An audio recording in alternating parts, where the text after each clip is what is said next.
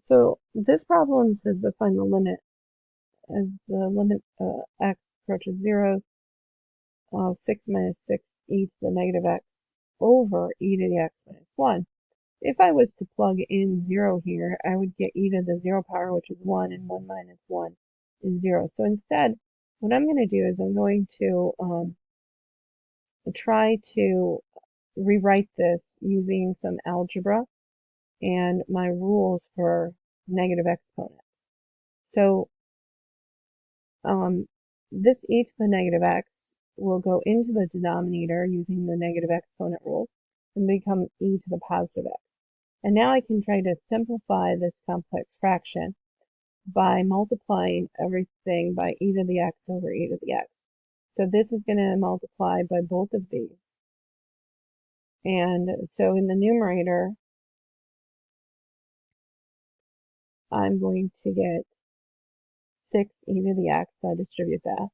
And then here I'll get 6 over e to the x times e to the x, so those will cancel out and leave me with 6. And in the denominator, I'll have e to the x minus 1, and then it will be times this 1 over e to the x. So now let's see if we can simplify further. So I can factor out in this numerator a 6, and then look what happens. I have e to the x minus 1 over e to the x minus 1, so that will cancel out. And I'll be left with the limit as x approaches 0 of 6 times 1 over e to the x.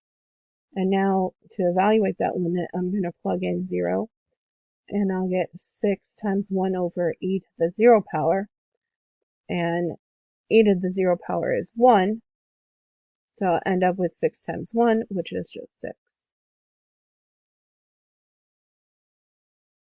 And if I pull up my calculator and I put my original function in here, I can verify by hitting the graph button. I can see that this is a horizontal line at 6, and take a look at the table. Well, the function's undefined at 6. As we approach from the left and from the right, and I could examine it even further by changing the change in the x value even smaller, I can see that that limit is approaching 6.